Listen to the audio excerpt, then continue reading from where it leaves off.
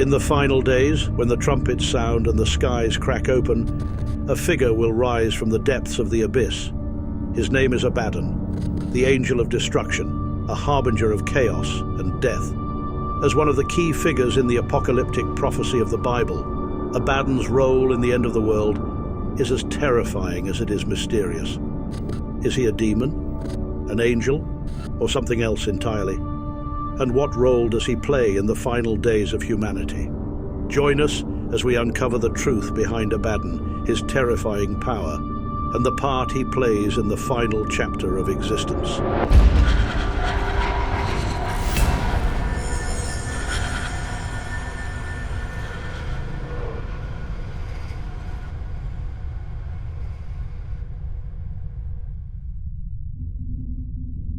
To truly understand Abaddon, we must first look at his name and its deeper meaning. In Hebrew, Abaddon translates to destruction. It appears multiple times in early biblical texts, often symbolizing death, ruin, and a realm of desolation.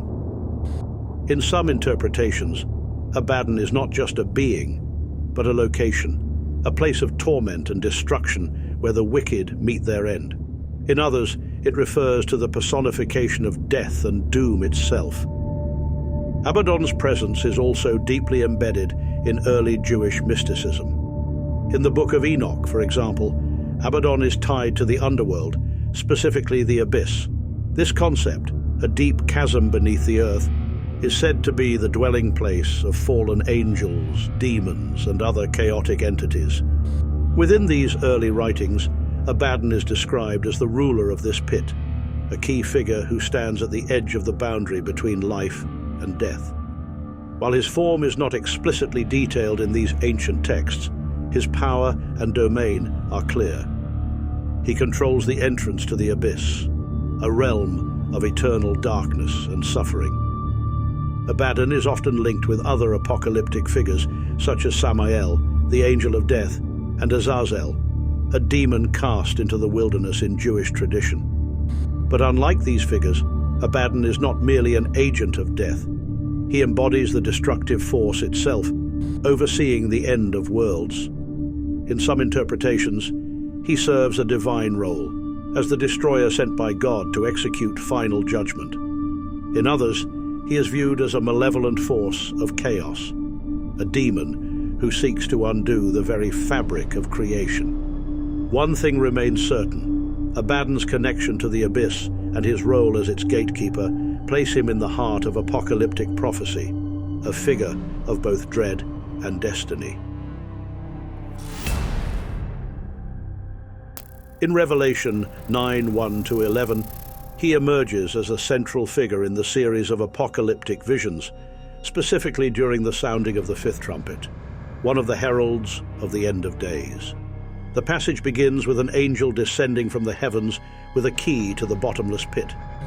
Once this pit is opened, smoke rises, darkening the sky, and from this smoke emerges a swarm of locusts, not ordinary insects, but creatures unlike anything seen before.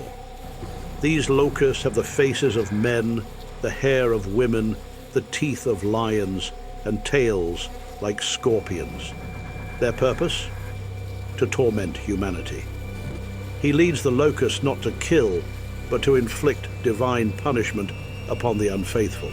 Yet, his presence is not random. As terrifying as he may be, Abaddon's role is part of a larger divine plan. He is a tool of divine judgment, operating under the authority granted by God. The torment he inflicts is a prelude to the greater trials to come, part of the purification process in the final reckoning. But this duality presents a strange paradox. On one hand, Abaddon is feared as the angel of destruction, leading an army of torment. On the other, he is seen as a servant of divine justice, fulfilling a necessary role in the apocalyptic narrative. Without him, the process of divine judgment can't be completed. Thus, while Abaddon is the leader of destruction, he remains a part of the divine tapestry woven throughout Revelation. He is both a harbinger of doom and an agent of divine will, balancing on the fine line between chaos and judgment. To fear Abaddon is to fear the unavoidable, the necessary fulfillment of the end times prophecy. His task is grim but necessary. In this view, Abaddon is not evil. He is an instrument of divine will, bringing destruction as part of the greater cosmic plan.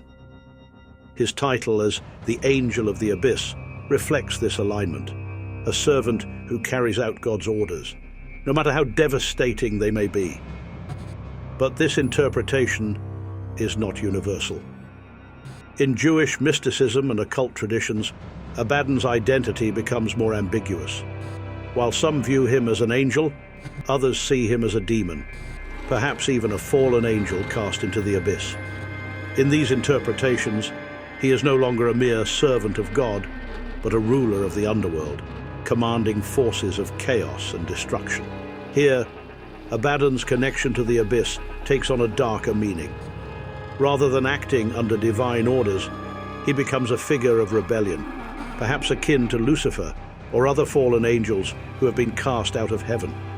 In some texts, Abaddon is called Apollyon, the Greek word for destroyer. This title has led many to associate him with malevolent forces, viewing him as an agent of chaos and doom rather than a servant of divine justice. Occult traditions in particular have embraced this darker portrayal, where Abaddon is seen as a powerful demon or even a god of destruction.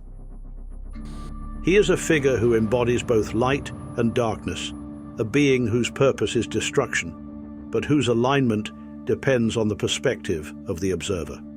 As we continue our journey into Abaddon's story, we must keep in mind that his role, his nature, and his ultimate purpose remain open to interpretation. In a world where light and darkness are often intertwined, Abaddon stands as a reminder that the line between angel and demon is not always as clear as it seems.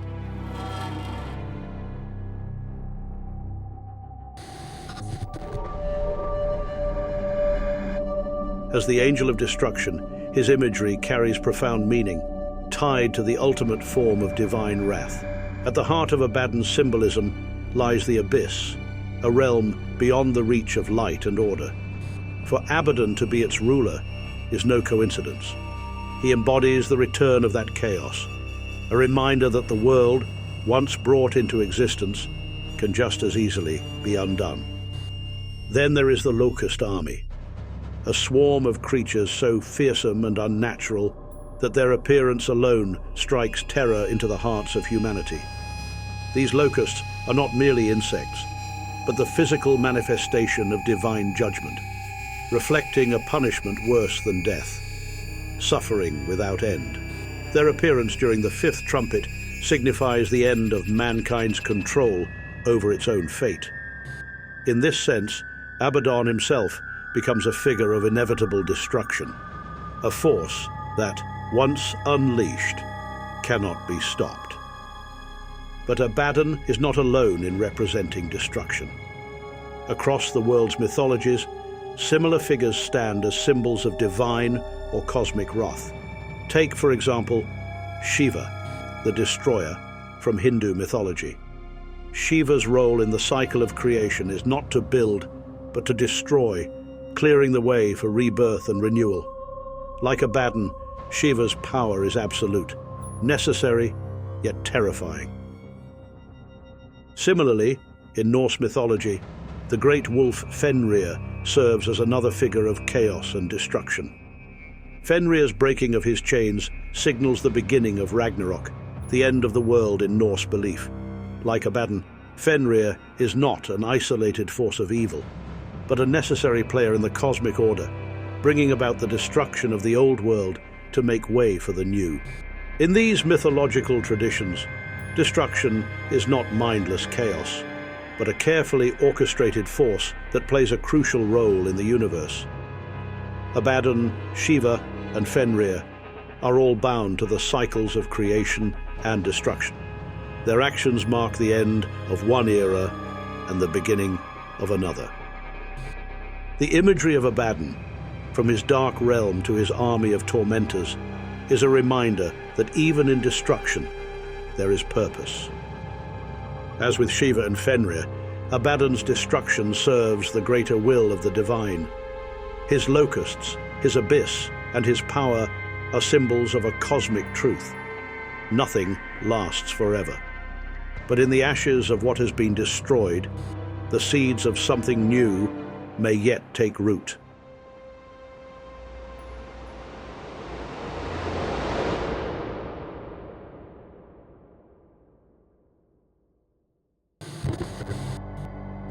Outside of religious texts, Abaddon's image has taken on a darker, more enigmatic form. In the occult world, particularly in demonology, Abaddon is often invoked as a demon of great power, representing absolute destruction and chaos. In texts like the Ars Goetia, a medieval grimoire that lists 72 demons, Abaddon is not explicitly named, but his influence is felt in the descriptions of other demons who wield powers of death and destruction. Occultists who study demonology often place Abaddon in a similar category as demons like Belial, Azazel, or Asmodeus, beings associated with the darker aspects of existence, including death, war, and the unraveling of reality. Abaddon's dominion over the abyss makes him particularly feared in these circles, as the abyss itself is seen as the ultimate source of chaos and destruction. Occult rituals aimed at invoking destructive forces or commanding spirits of chaos sometimes reference Abaddon's power. He is called upon as a bringer of change through destruction, a force that can tear down the old to make way for the new. This role, while terrifying, is often sought by those looking to dismantle the structures of their lives or the world around them. However, Abaddon's interpretation as a demonic figure is not limited to ancient grimoires. His image has evolved over time, appearing in more modern occult writings and even gaining prominence in various interpretations of infernal hierarchies. His power over destruction has made him a key figure in certain branches of black magic and chaos magic, where his ability to annihilate is considered both a tool and a threat. Beyond the occult, Abaddon's presence has also been felt in popular culture. In literature, games, and movies, he has become a symbol of raw, destructive power. Often portrayed as a high-ranking demon or a warlord of hell, modern depictions lean heavily into his role as a destroyer. In video games like Diablo and Doom, his association with apocalyptic forces and end-time scenarios has made him a perfect fit for these narratives, where players face off against world-ending threats. In literature, he appears as a character in works of dark fantasy and horror, often portrayed as a general in Satan's army or as a ruler of the abyss, tasked with bringing about the apocalypse. His fearsome reputation as a harbinger of destruction has made him an enduring symbol in these genres. Abadon's modern image, shaped by both ancient demonology and contemporary pop culture, stands as a powerful reminder of the allure of destruction. In occult practices, his name is invoked with both fear and reverence, and in pop culture, he continues to captivate audiences as a symbol of the ultimate end. Throughout history, Abaddon has stood as a powerful and enigmatic figure, his role shifting depending on the context in which he appears. From the angelic harbinger of divine judgment in the Book of Revelation, to a feared ruler of the abyss in occult and demonological traditions, Abaddon's presence is one of immense destruction, chaos, and transformation. He is both feared and revered, standing at the crossroads of religion, mythology, and the occult. As the angel of destruction, his role in the apocalypse raises a fundamental question. Is Abadon a servant of divine will, carrying out a necessary judgment? Or is he an embodiment of uncontrollable demonic chaos, released from the abyss to bring about the end of all things? Perhaps Abadon represents the duality of destruction itself, a force that can be both divine and chaotic, orderly and unpredictable. His actions, though terrifying, serve a larger purpose in the grand narrative of the end times. But whether you view him as an angel or a demon, Abaddon remains a reminder of one undeniable truth: destruction is an essential part of creation's cycle. So, what do you think? Is Abaddon an angelic executor of divine wrath? Or does he symbolize the ultimate chaotic force that brings about the end of days? Does his release from the abyss represent an inevitable cosmic judgment, or is it a reflection of the chaos that humanity creates for itself?